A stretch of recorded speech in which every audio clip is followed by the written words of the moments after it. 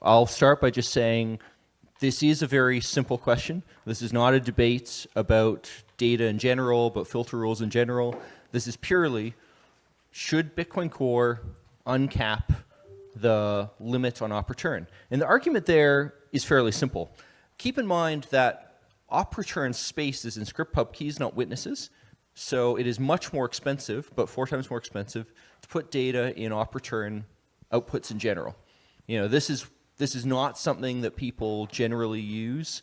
It's not something that's, you know, it's not economically rational to go and, you know, put your monkey JPEGs in op return data. This purely comes down to the question of, in certain cases, for technical reasons, certain protocols need their data to be in output space. You know, it can't be in witness space. I mean, my own open timestamps protocol has this property. And for that, 80 bytes is not always enough. There are protocols that need more. Citria being one of the motivating examples that created, you know, this caused pull requests to be created in the first place. And what those protocols wind up doing is they just put the data in other outputs. And since only 80 bytes in total is allowed, not just like 80 bytes per output, they go create unspendable outputs. They get added to the UTXO set. And over time, this causes issues, because your UTXO set just gets bigger. And we'd rather have a small UTXO set so people can have fast prune nodes, and so that the act of looking up outputs in the UTXO set can be faster because it's easier to fit in RAM. That really is all there is to it. And the only question there is, well, why do we say we're just going to uncap it? Why not increase it to, like, I don't know, 150 bytes or something? Well, the answer is really simple, that all these things devote a ton of dev time to arguing about stuff. And we'd rather not do that. We'd rather just go and change this once. You know, it's a clear benefit. We'd rather change it once. Realistically, going from like 150 to whatever the theory is not actually going to make a difference, because it's not like op return space is a valuable thing. It's expensive. We don't actually expect people to go use it this much. We'd just rather people not use unspendable UTXOs instead. And really, that's all I need to say about this. Thank you. All right. Good afternoon, Bitcoin developers, node runners, and plebs. Today we find ourselves at a crossroads. There have been several moments like this in Bitcoin's past, where Bitcoiners had to choose one path over the other in order to determine what Bitcoin is and what it should become. Satoshi designed a protocol that was so flexible and extensible that even today we're still fighting to figure out what it's really for and how it can best reach its potential. A rift has recently come to the surface in Bitcoin between what have become known as the monetary maximalists and the platform maximalists. Monetary maximalists, in my view, want Bitcoin to be the best money ever invented, eventually replacing the dollar as the dominant global reserve asset and medium of exchange. Platform maximalists, as far as I can tell, want Bitcoin to be more expressive like Ethereum so that Bitcoin can do more things that are not necessarily related to money. In my view, they overwhelmingly want this so that it's easier to launch tokens on Bitcoin. That way, Bitcoin can go to the moon a lot faster. What's confusing to me about the platform maximalist position is that we've already tried platform maximalism, which makes up the other 99% of the crypto ecosystem that isn't Bitcoin, for an entire decade. Ethereum has not gone to the moon. Not only has Ethereum not flippened Bitcoin in the decade it's existed, it's struggled to produce even a handful of interesting use cases, and it's actually in a death spiral as we speak. Can the platform maximalists point to anything of value they've created over all that time? Not really. When I step back and consider why platform maximalism is so popular, though, it makes complete sense. We live under the fiat standard. This doesn't just mean that governments can steal from their poorest citizens to enrich their richest citizens. It also means that the entire world is forced at the point of a gun to play the fiat game or else. What that means in practice is that everyone is forced to adopt fiat values. What are some of these values? Valuing the short term over the long term, valuing marketing over having an actual product, seeking attention over building skills, scamming over building, destroying value over creating value, building organizations that are large versus organizations that are profitable, building for your investors instead of for your users, and so on. Anyone can see that what fiat money effectively does is it rewards bad behavior and it punishes good behavior. These values are deeply anti-human. Part of the reason Bitcoin provides hope for the world is that it promises to correct humanity's course before the money printer drives us all over a cliff. Bitcoin values, in contrast to the money printer, are deeply pro-human and promote value creation over value destruction. Given this, It's easy to see why Ethereum was a failure and why Bitcoin has so far been a success. Ultimately, platform maximalism is about driving towards success as defined by fiat values, whereas monetary maximalism is about driving towards success as defined by human values. Now we come to the crux of the issue with this pull request. For some reason, there's a commonly held view among Bitcoin developers that relay policy should be what's called incentive compatible, and that this should be the primary concern of policy devs. What's missing from their analysis is that when left to its own devices, the mining industry tends to cleave more to fiat values than to Bitcoin values.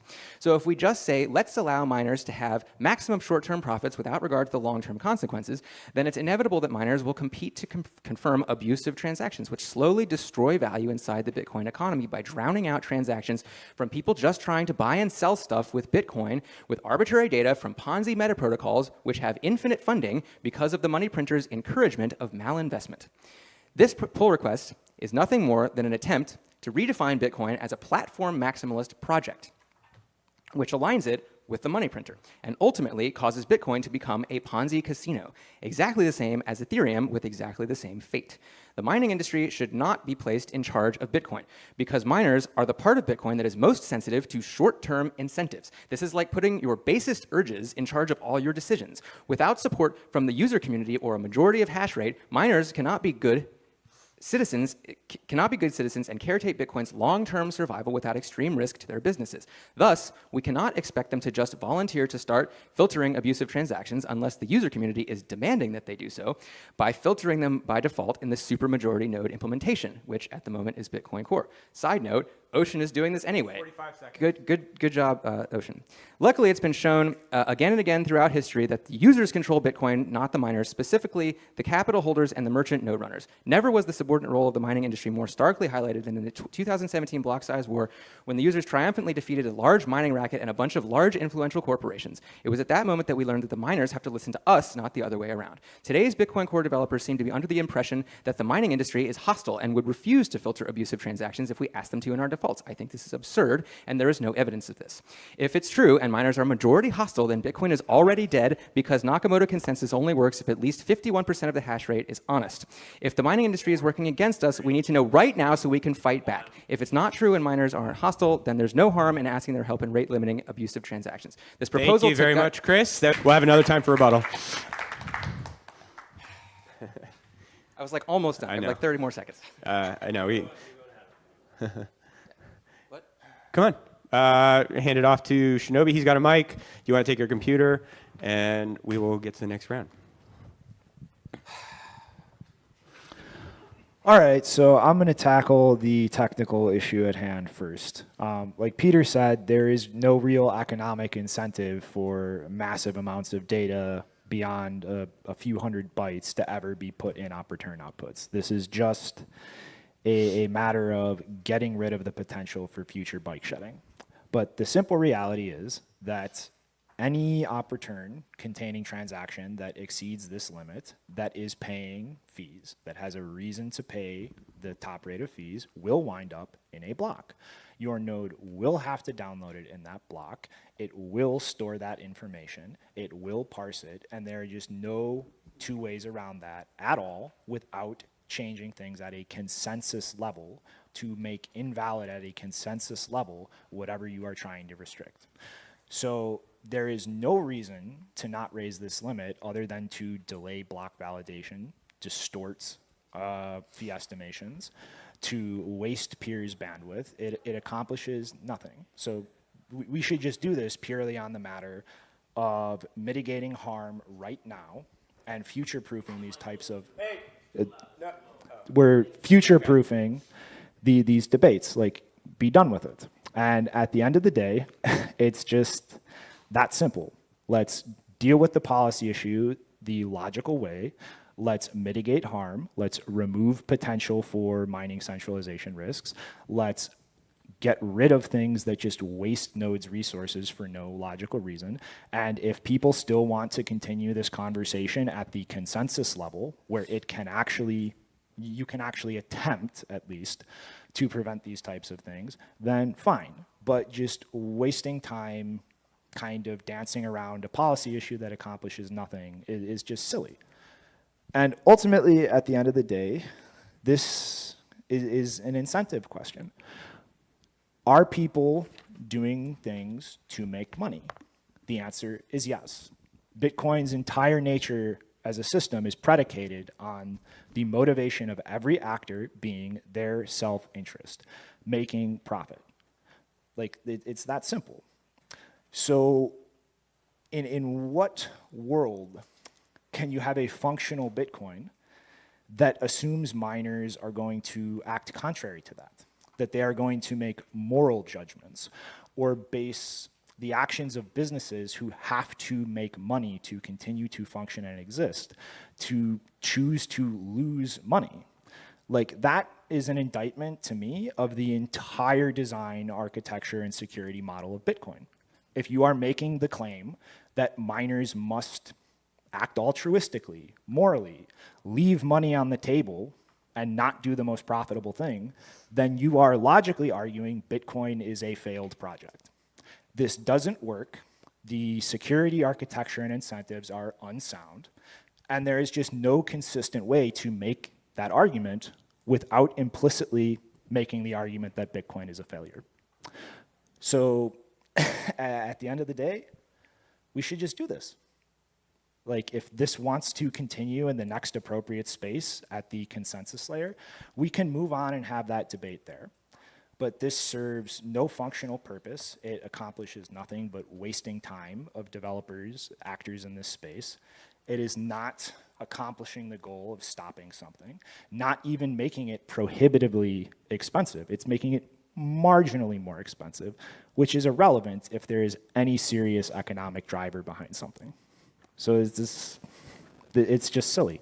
There's nothing else to say.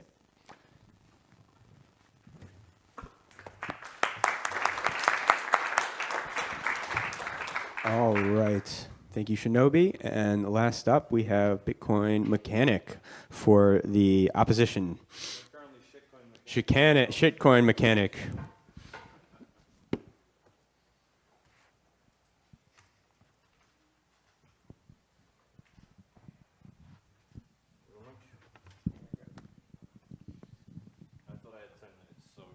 I'm not going to get anywhere near the end, but it is what it is. You got the 3-minute rebuttal after, so. All right, thank you. I chose the name, I'm Stein, I chose the name Mechanic because I believe there's utility in someone that would not claim to be capable of making the next generation of Formula One vehicles, but has spent years of their life with motor vehicles and knows a lot about them and has a lot of love for it and a lot of useful experience. So while I'm at this developer conference and necessarily out of my depth, I'm very humbled by the fact that I get to speak to you, and I think I have a valuable perspective to offer in that capacity. Since the unexpected usage of blocks for JPEGs and BRC20 mints and other non-monetary use cases of Bitcoin took us all by surprise, the resulting inaction never sat right with me. And despite all of the technical mistakes I've made in the discussion that followed, nothing has shaken my belief that something is deeply wrong inside Bitcoin as it becomes tolerant of such activity. When Luke and Mark first approached me about Ocean, I found it difficult to motivate myself to get on board with the battle against mining centralization. Because problems in mining, as bad as they are, we all agree that they're bad. No one views it as a good thing that 90% of the mining hardware out there is manufactured by Bitmain. And conversely, there is no one who doesn't celebrate the reemergence of home mining and the solving of blocks with bit axes and miner-side template creation. Most agree that mining is not where it should be, but we are working on it, and we all agree on the direction we need to go. What does motivate me is when issues arise within Bitcoin that get misunderstood or misrepresented as good things that can surely only lead us to failure. I believe evil exists. Ethereum, I believe to be evil because its promoters make promises that cannot be delivered in order to extract money from naive, gullible people. Evil in Bitcoin comes in the form of that which masquerades as beneficial, but which is in fact harmful. I'm of course referring to the attempted redefining of Bitcoin the money to Bitcoin the database in service of an agenda to turn those who run nodes into unwilling free cloud storage. Bitcoin is no more a database than a Christmas tree is just a plant. A Christmas tree is obviously more than just a plant, and trying to explain this to a brilliant horticulturalist from a culture unfamiliar with Christmas is difficult to do. They cannot trivially understand why you would not instead put a cactus in your living room for a few weeks every December. This is akin to how it feels explaining Bitcoin's purpose as money to someone that can only view it as a database. Bitcoin is accidentally a database as a byproduct of people wishing to use it as money. They no more desire the storage of an enormous database on their devices than someone buying a car does in order to spend their time driving to and from gas stations. Storing arbitrary data on nodes diminishes the motivation for people to run them by making their participation with Bitcoin less efficient and more costly. Unlike mining centralization, however, we are led to believe the usage of Bitcoin for non-monetary applications is a good and positive development with which we might enthusiastically participate, or at least resign ourselves to. A laundry list of reasons, both ideological and practical, are offered up as justification, and finally, should those fail in convincing us to relay this stuff, we are told that there is nothing we can do to prevent it anyway, and that attempts to do so will actually hurt us. The assumptions all presented are presented as undeniable facts. The problem is that those claims are false. Not just false, but a complete inversion of reality in which Bitcoin has throughout its history successfully treated any attempt to use it for purposes other than money as a tax that must be thwarted, rather than as curiosities or inevitabilities. The pushback against hostile takeovers of Bitcoin comes from users, by which I mean people running nodes. Nodes are what make Bitcoin unique. If you are looking for what makes Bitcoin distinct from Ethereum and other scams, then that is it. You cannot use Ethereum in any practical sense without the use of a trusted third party. In Bitcoin, you can. The ability to run a node is what we point to when we claim superiority over crypto, as it remains something we as a culture kept as the priority to which all other priorities must yield. We fought a war to that effect, and it was won on that premise. This is being forgotten. I'm going to have to skip a lot of this and go towards the end. 35 seconds. Yeah. The indication that a growing number of Bitcoiners are losing trust in Bitcoin Core is lamentable and something that should be taken extremely seriously. My sincerity, I hope, resonates with everyone in here. I believe that it is possible for nodes to remain the focus of our efforts. This should result in the continuation of treating non-monetary uses of Bitcoin with hostility on both cultural and a technical basis. I believe this is justified and congruent with Bitcoin's history, as turning Bitcoin's blockchain into a dumpster fire that contains a historical record of crypto scams, last sentence, is self-evidently not a project that can seriously replace fiat and central banking. Well done. Thank you. All right. Thank you all for those fantastic opening remarks in the first round of Bitcoin technical Oxford-style debate. So we're going to go back up to the top. We got 3 minutes for each side to do rebuttals. They can choose to address anything that was said or dig deeper into something that they themselves said. If they don't use all their time, I will use up some of that time to ask a follow-up question that I wrote. So if you don't want me to ask, just take up all the time. All right. So a lot of this discussion here on the other side has really come down to like morals. And this actually reminds me of the Tor project. Because, of course, a lot of people would go to say to the Tor project, well, you know, why don't you go stop evil being done on Tor? You know, why don't you go stop the drug markets or the assassination markets or child porn or whatever variant of evil you care about? And, of course, their answer is, well, Tor is a technical project with certain goals. And the nature of these goals mean that we're not able to go do filtering of evil. Now, if the Tor project was a different project, absolutely we could. I mean, certainly if Bitcoin was a centralized system, absolutely we could go stop inscriptions and all kinds of stuff. But it isn't. So we have to go back what is technically possible. And until I see someone propose a genuine consensus change to filter out data, well, I just have to go with what's possible. You know, and I personally, to go prove a point, wrote a tool like a decade ago to publish arbitrary text in the Bitcoin blockchain. Why arbitrary text? Because you can go and easily extract it and go see it with the strings command on Unix. That tool worked fine. This is like pre-SegWit. It's P2SH based.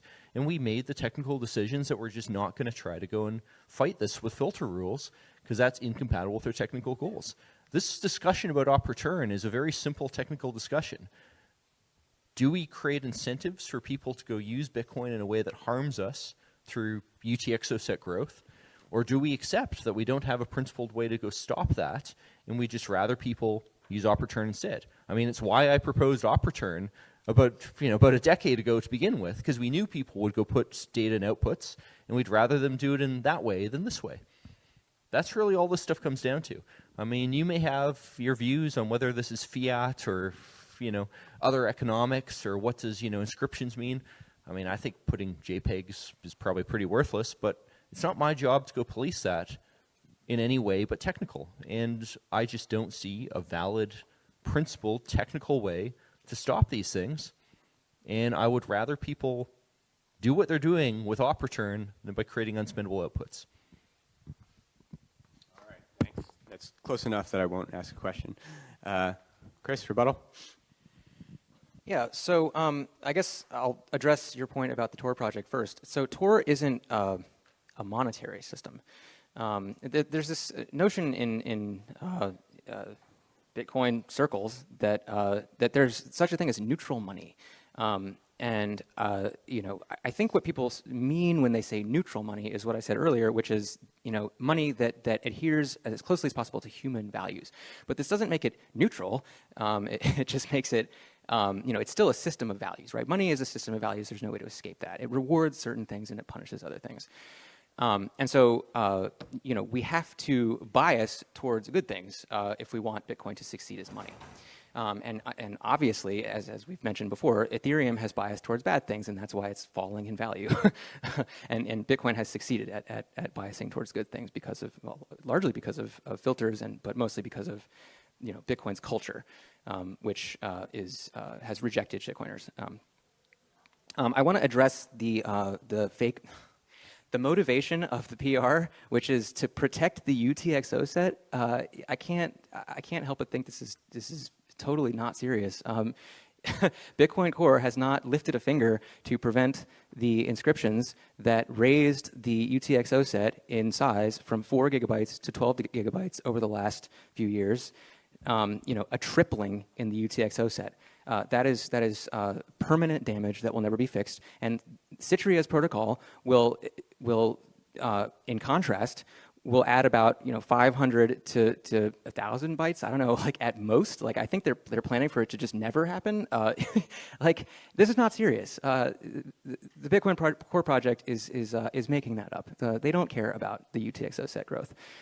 If they did, they would close the hole that allows people to create BRC20s and inscriptions. So I'm just not buying that. I'm sorry. The thing that was said about how miners are profit driven, and so everybody's just a race to the bottom. Everybody's just trying to get the most fees that they can. Again, yeah, that's true. But I think you can solve that problem with a coordination mechanism, and Bitcoin Core was that coordination mechanism for the entirety of Bitcoin's history up until just recently, when it suddenly, confusingly, decided to stop being a coordination mechanism, and so now it's leaving everything up to the miners. Let's see. There are proposals for hard forking in signing everything and making sure that it's not arbitrary data. In an extreme case, I think that we could do that. But I think that we should just not assume that miners are hostile, and we should just talk to them like adults and say, hey, as users, we've decided that these transactions are abusive, and so it would be great if you could help us rate limit them. All right. Thank you, Chris. Fantastic. All right. Next up for the affirmative rebuttal, we have Shinobi.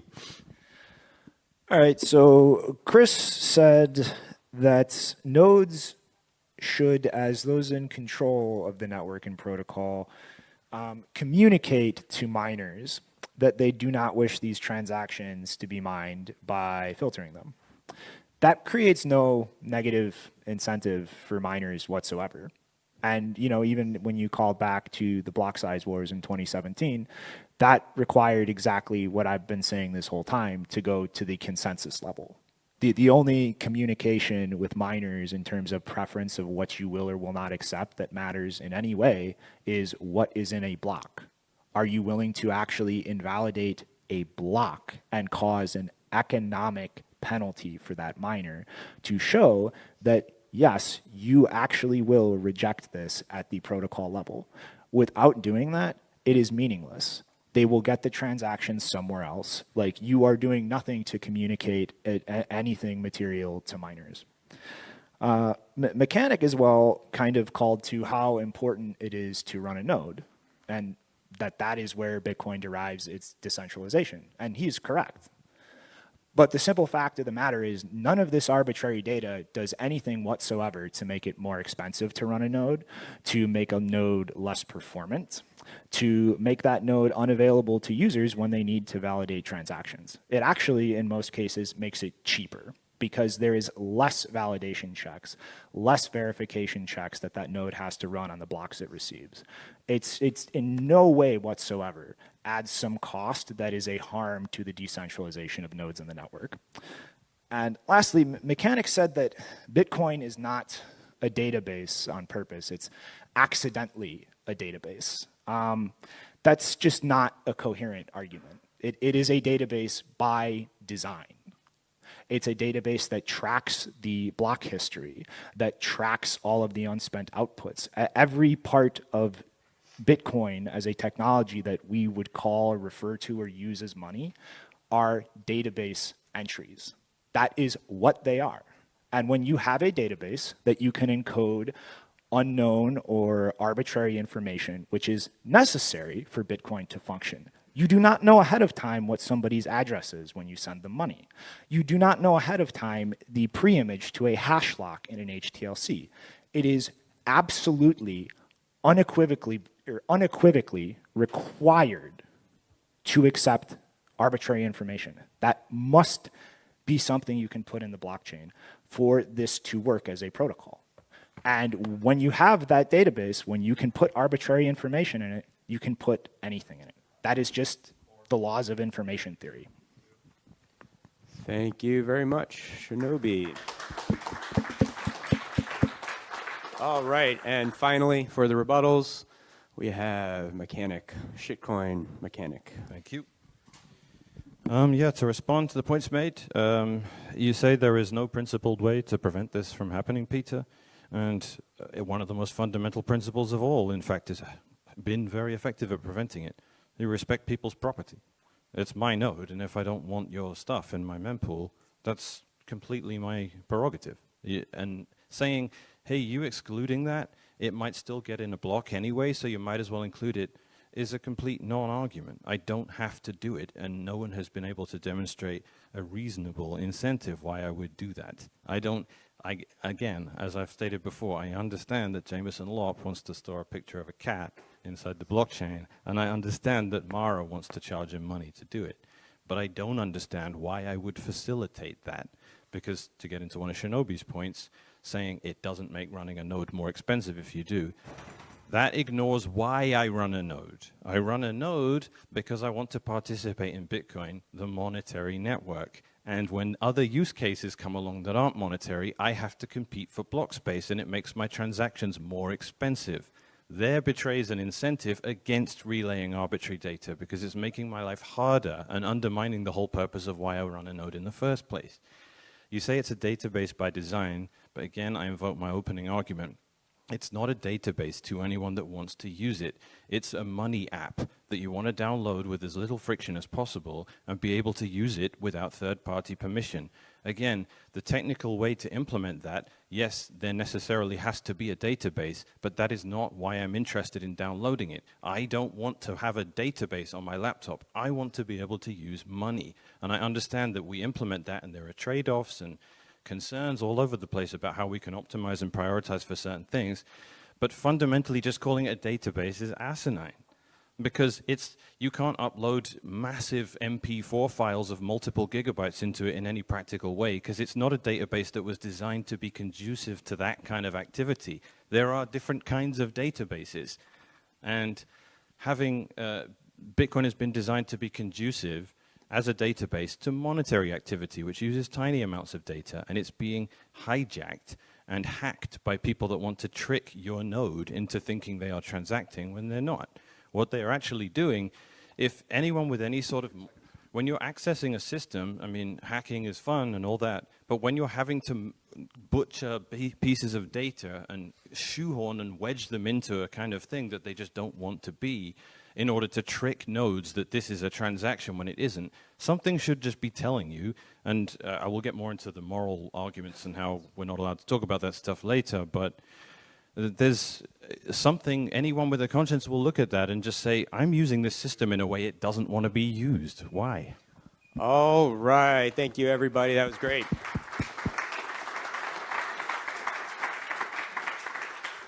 Yeah. Okay, I'm going to try and ask a few questions. We're going to time it at 1.5 minutes for responses. And I'll just separately keep an eye on my clock for when we get to around 6:30. Sorry. That's 30 seconds. All right, I'm going to start with a question for the affirmative here.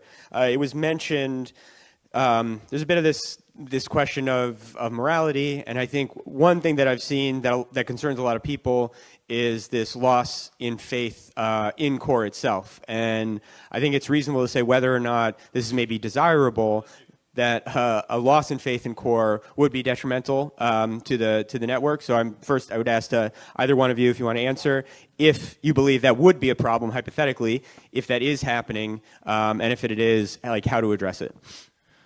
Well, I don't think there is in any meaningful size whatsoever. Like, some more active power users online being vocal or switching is not meaningful economic activity. It's not exchanges.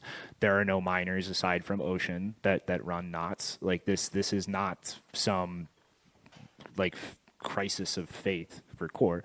This is a small minority of users being upset over a single decision. But honestly, just in general, like, if there were to be a loss of faith in core, whether it was grounded in a legitimate reason or not, I don't think that's good or bad. I think it's something that we inherently need to be prepared for. Like, how do we react as an ecosystem? More importantly, how will you as an individual act? Whether you're just a user or a business or a miner.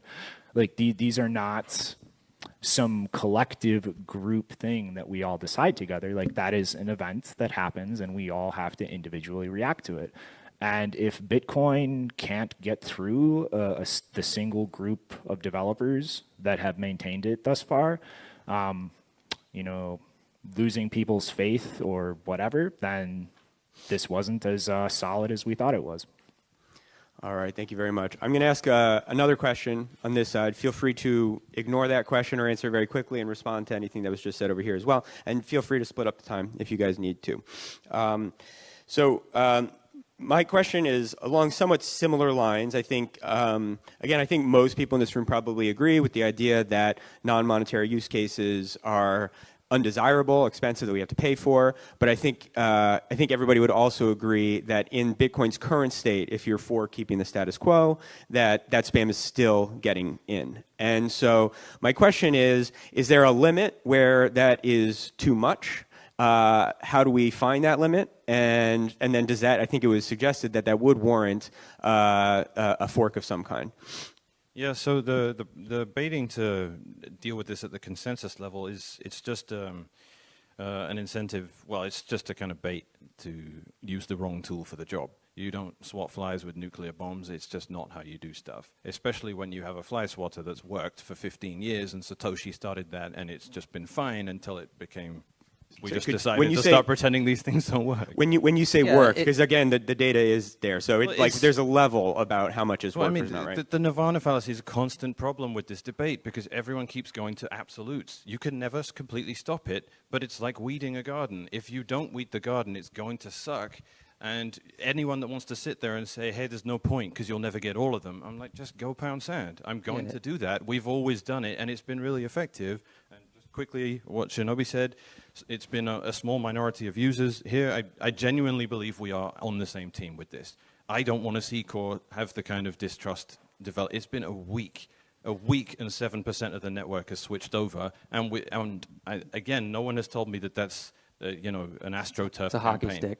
That's a lot. And it's genuine. Everyone that's messaging me about switching over, these are people that run, okay, Foundry hasn't switched over and Antpool hasn't switched over. Fair enough. But these are still people that are using things like Umbrals and Start9, and those are actually real nodes because they run Lightning nodes and their own instance of mempool and all that stuff on top. So they're genuine nodes. It's not just virtue signaling, and I don't want to see Core have people just have a crisis of faith because I don't know what comes with that. Okay, we're going to come back. I'm going to ask 2 more questions, one of each side, and then we'll also have Q&A, and you can see. Yeah, I just want to respond to something that Shinobi said, so I don't know, we can do that now or later. Yeah, if later, that's okay. So my question over on this side is, what do you say to the argument that, I mean, basically what Mechanic just said, which is, if it ain't broke, don't fix it, and it does filter out some, and so might as well just keep it in, and it also signals that this is not something that we overall like as an ecosystem. So I want to be clear that this discussion is specifically about op return. This is not actually supposed to be a discussion about inscriptions. It's not supposed to be a discussion about people, you know, creating lots of tiny little UTXOs for ordinals. In particular, I got to point out, like, a lot of people have split ordinals into literally thousands and thousands of like one-sat UTXOs, and we just don't have a principled way to go stop that. But Filter inscriptions. Luke made it. hang on. 2 years ago. Op return is the discussion, and the question is a very simple one, which is, do we go make doing something a little better more expensive? That's really all it comes down to. And I'm not going to argue with people who, you know, in this context, who might want to try filtering other stuff in other ways, but we just have to be principled about it. That's really all this comes down to. And like I said about Tor, you know, if we had some magical way to say, well, only monetary transactions should be in Bitcoin, cool. But we just don't have that yet. And I'd love to go here. Maybe, you know, next year we'll have someone having a nice proposal. But if it ain't there, we have to go work with the tools we have. And finally, I just want to quickly say, in terms of losing trust, it doesn't really bother me if a bunch of people go switch over. I mean, it's good that people are skeptical of Core. Like, why? We don't want people to immediately just run whatever new release we have. Skepticism's good. All right, you want to? Yeah. So now I want to respond to 2 things. So Shinobi, you said, oh, you know, we need an actual fork to make the miners behave. I think we have that. Greg Maxwell made a proposal about a long time ago about signing all of the data in every field and making sure that it is real data. I mean, yeah, obviously there's always going to be ways that you can like grind keys or whatever, and you know, put like a few bytes here and there into a key, you know, but you know, as long as it mostly stops the spam, that is completely sufficient. I've been using this analogy of a fence. You know, if you make a fence around your property, you know, usually that's to keep, you know, trespassers out and probably burglars out. And you know, it seems like the Bitcoin Core supporters right now are saying, you know, well, somebody could a determined attacker could climb over the fence, and so the fence doesn't do anything, and so we should remove the fence. This clearly is absurd. You know, the fence acts as a deterrent. They say, oh, there's economic demand for this spam. Well, the reason why there's economic demand is because there's no deterrent. If you take away the deterrent, it increases economic demand. All right, so that's all for the questions that I'm going to ask. We are going to turn it over to the audience. Okay, I saw a hand go up over there. The op return limit is like a standardness check, and we have like many kinds of standardness checks, you know, in Bitcoin already. And to my knowledge, I don't think all of them are exposed as like options that are configurable to the node operator. So I guess I was curious: is it this standardness check specifically that you only want to control over, or like would you desire control over every single standardness check? No, I think there's a nuance to what you're doing when you're configuring your node, because again, like, we get lost in ideology here. Core is an unbelievably important thing, and the default values they set are basically the network. Let's be honest about that. So when they move things and say, you know, there's no consequence to doing this, it's not doing anything anyway, creating a massive controversy that is self-contradictory, because if it does nothing, why are we changing anything? I think this is why, look, Todd pointed out just now, this is supposed to just be about specifically op return. But if it's about that, then I can't argue the simple technical point that, hey, someone using 150 bytes of op return instead of 80 and not having to go to the op false hack or create fake pub keys. Yeah, I get it, it's strictly better, but it's really naive to ignore all the context here because, again, as Chris pointed out, UTXO set bloat, as invoked by, Corallo in the last IRC thing I followed, it's a complete, it's so annoying to be told that that's a genuine position because, as he pointed out, we went from 80 million UTXOs to like 200 million in 2 years. Okay, I agree, UTXO set growth is a problem. What Citria does creates 500 bytes a year or something because it's a failure mode that's not expected to happen very much. So you have to invoke that context when you're like, how are we going to set the defaults? How are we going to move things around and stuff? But in principle, just to answer you real simple, more configurability is better and we trust core generally. So we trust them to set sane defaults if we just don't know what to do with that stuff. Thank you very much. I'm going to give a 30-second rebuttal. Go ahead. Yeah, I mean, I think, in fact, you kind of were agreeing with me a bit. This is something we should go look at as op return.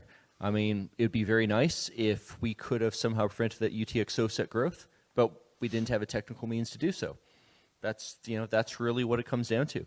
And for the discussion at hand, well, you got to go look at the technical logic, not a whole bunch of wishes and goals. All right, thank you. If we have a question for the affirmative side next. All right, your hand was up here. There was a PR to filter inscriptions Wait. a year and a half ago. Use your time during the question. I have a question. Peter Todd mentioned that we don't have a way to do this at the consensus level, and you're offering this as a way to supposedly fix the fact that we don't have that. Would you be in a different position if that proposal was on the table? And is that something you would consider as something reasonable to address it? Let's assume there's the unicorn fix that actually turns Bitcoin into only Bitcoin. Is that something that you would be okay with as from your chair? In general, yeah. No, I think if we had some magical hand-wavy solution to go and say that all data in Bitcoin must be at least hashes and pub keys, yeah, that's great. Now, of course, I personally am a user of arbitrary data in Bitcoin because I've run open timestamps, but open timestamps would run just fine if all you could do is put, hash digest in Bitcoin. I mean, that's not actually a problem for me. Equally, interestingly enough, other projects I've worked on, like RGB, which try to do token trading, is that it would actually work just fine if you couldn't put arbitrary data in Bitcoin. That's actually not a concern, of course, which is ironic because then part of my somewhat rebuttal to it is have realistic expectations. Maybe we're going to stop monkey JPEGs in Bitcoin, but if people find it useful as an accounting system, there's all kinds of ways they can go use it for all kinds of things, and you just kind of have to accept that. And a lot of those things are interesting, but they may not do Bitcoin any good, which ultimately gets down to, well, what's the number one thing Bitcoiners should focus on? Make Bitcoin itself useful so that you can, if not necessarily outprice all these transactions, then at least you don't have to go care. All right, I'll give 30 seconds on this side. You can respond to whatever you want. I know there's a couple things you want to answer. Yeah, I got it, Alex. I just wanted to point out, I mean, I said it already, but you said, oh, we have no technical means to block these inscriptions. Yes, we do. Luke wrote it. There's a filter for it. It's in knots. It works great. There was a PR called Match More Data Carrying. It does exactly what we needed to do. It disables inscriptions. It limits them to whatever your data carrier is. So that's the solution. And it was rejected by Core because a bunch of spammers came onto GitHub and said, we're being censored. All right. Which is thank really you very ridiculous. much. I'm going to get one more, and I see a hand over here.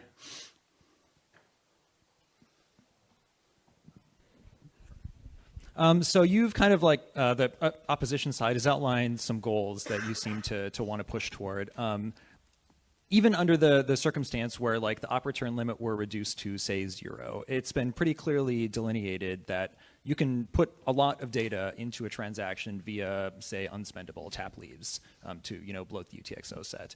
So there's like one extreme proposal that would not necessarily solve the problem toward your goals. Can you identify like if you don't like this proposal, like, what's an alternative? Like, what should we do?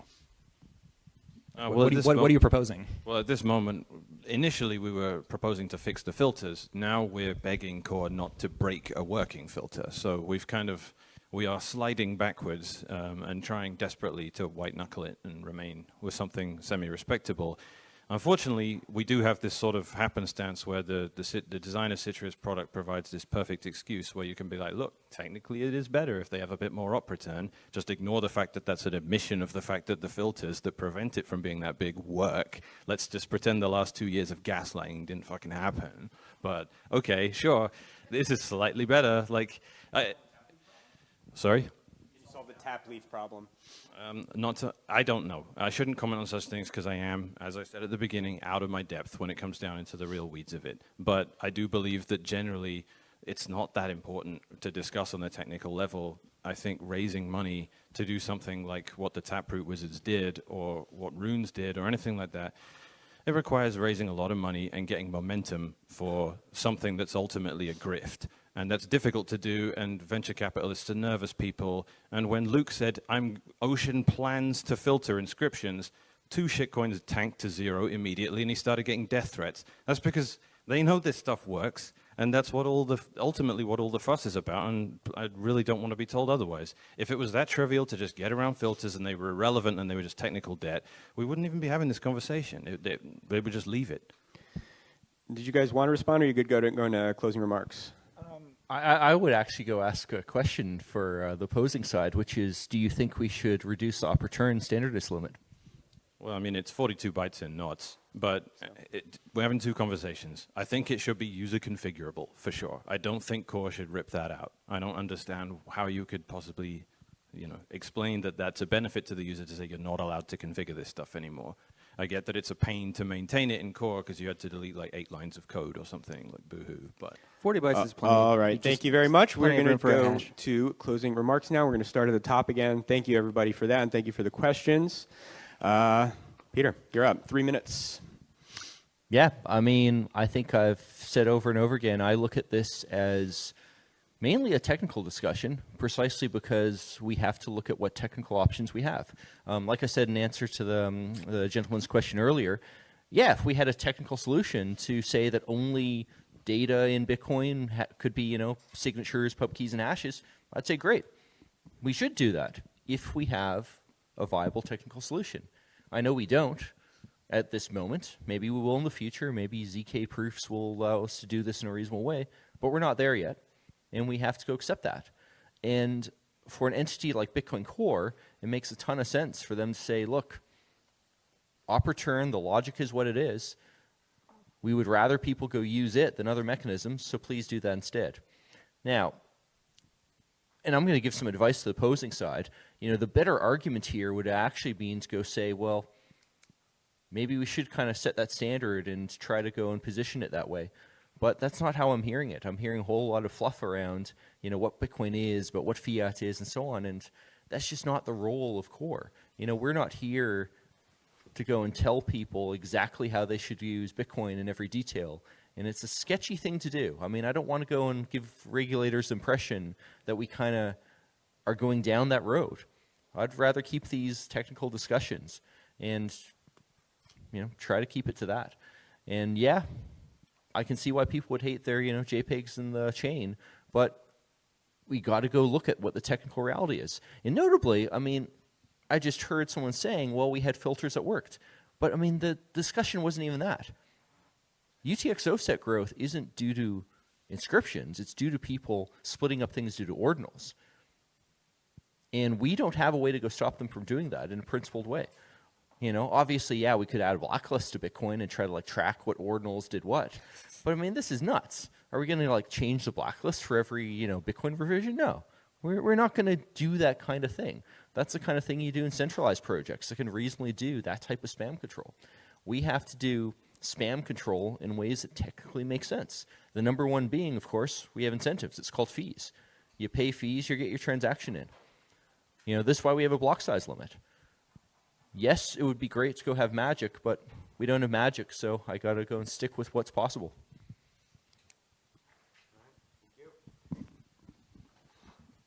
Chris, you're up.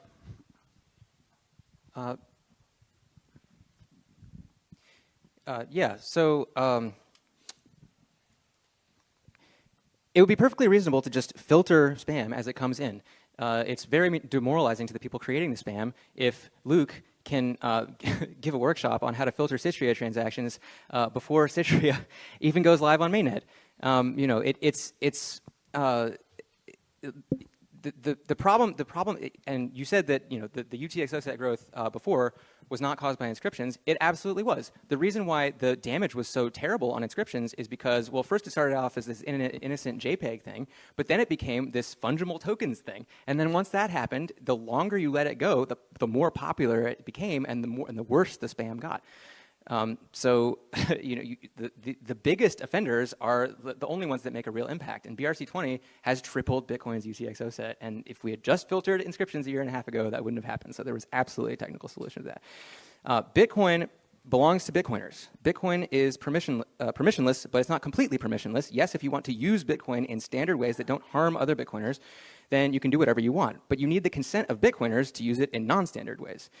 If we sell out Bitcoin to the highest bidder, those who control the money printer will buy it and subvert it to their own ends. This is what they've done to every other truly disruptive movement in the world except Bitcoin. We cannot let this fate befall Bitcoin. In a fork war between the monetary maximalist fork and the platform maximalist fork, the fork of Bitcoin that focuses on being money will mop the floor with the fork of Bitcoin that focuses on being a platform. How do I know this? Just look at Ethereum versus Bitcoin after 10 years of competition. Let's not give up halfway. We can actually succeed beyond our wildest dreams. I mean, this is, it may sound like I'm complaining, but I think I'm actually more optimistic about Bitcoin than most of the people in this room. I think we can win. I think we can replace central banking with Bitcoin and fix the incentive structure of the world. That's why I'm here. Nice. Make Bitcoin money again.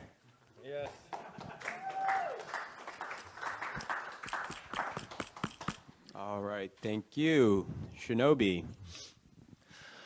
All right, so these filters existing do not stop miners from creating private mempools.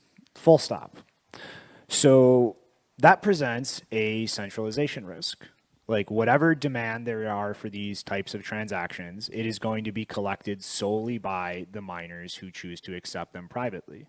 They're the ones who are going to have all that capital to expand their operations, to increase their share of the hash rate. And so even from your guys' point of view, if you see miners doing this as malicious, then trying to keep these filters around is actively empowering these malicious miners that you see as bad actors on the network. Like leaving these filters is empowering the person you see as a threat. Now, I'm probably going to be pretty unpopular after saying this, but even if we did have some magical technical fork that could guarantee only transaction-related data could make it into the blockchain, I would actually not support that.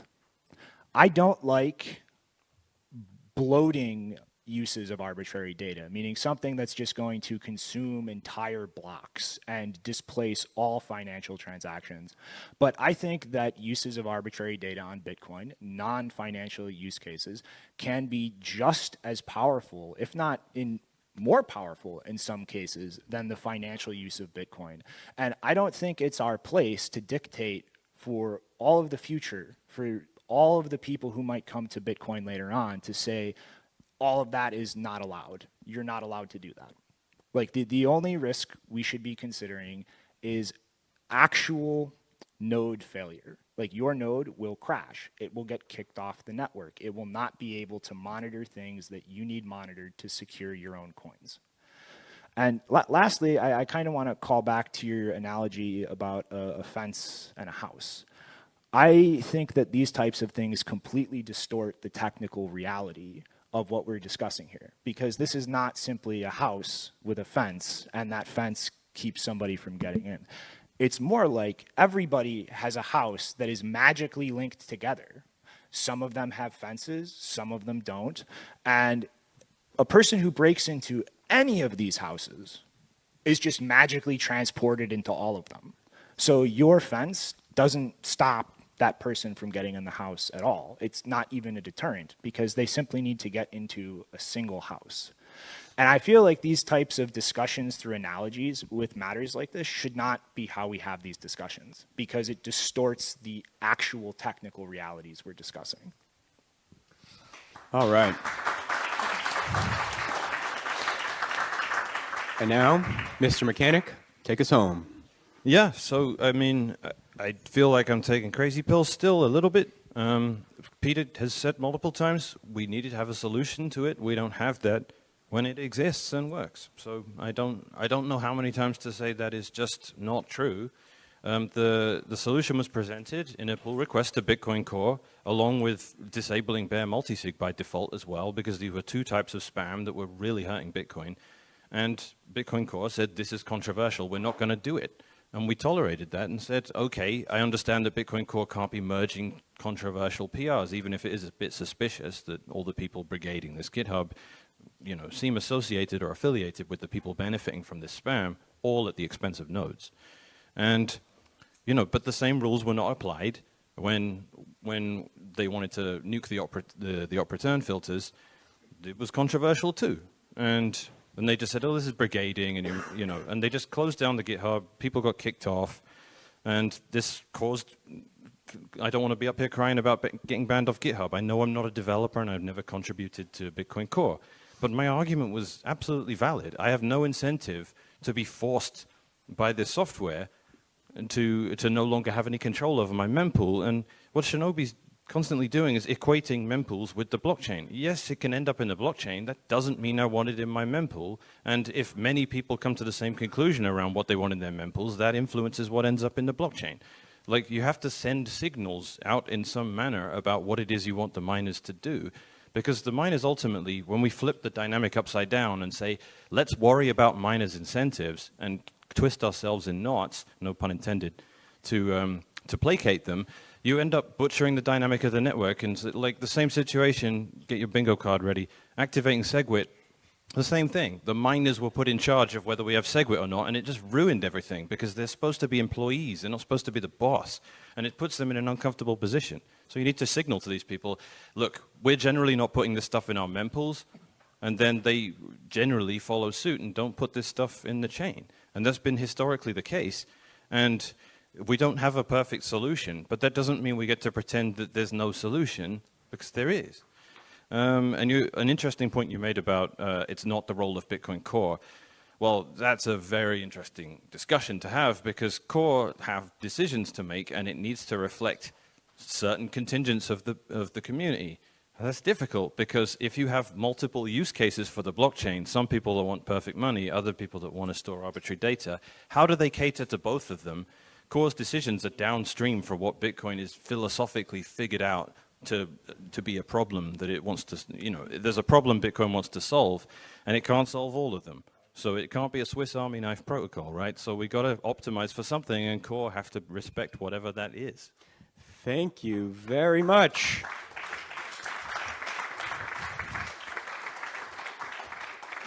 All right. I just want to thank our participants again. Thank all of you for participating here in the first ever technical Oxford-style debates. I really hope we have a lot more of these. We will definitely have at least one more. If you thought this was a spicy topic, wait till Jameson Lopp and our own Nifty discuss ossification. So that'll be... Yeah, so that'll be tomorrow night, again, the same time. Please, now the votes are on, so please go back to the site, same URL. Refresh. Yeah, you'll have to refresh. What's the URL again? Because it should save their status, right? roughconsensus.xyz. We will share. This is, I'm assuming, open source code. So hopefully this is something that we can use, like I said, in the future. How do we feel about keeping the voting open until about 7? We won't know who wins, so I think we should leave it open for like a few minutes. Okay. Okay, so 5 minutes, and talk amongst yourselves. If you want to convince each other, you got a couple minutes to do that. You can change your vote until we close it. In the meantime, UASF. Hope you retards make the right choice.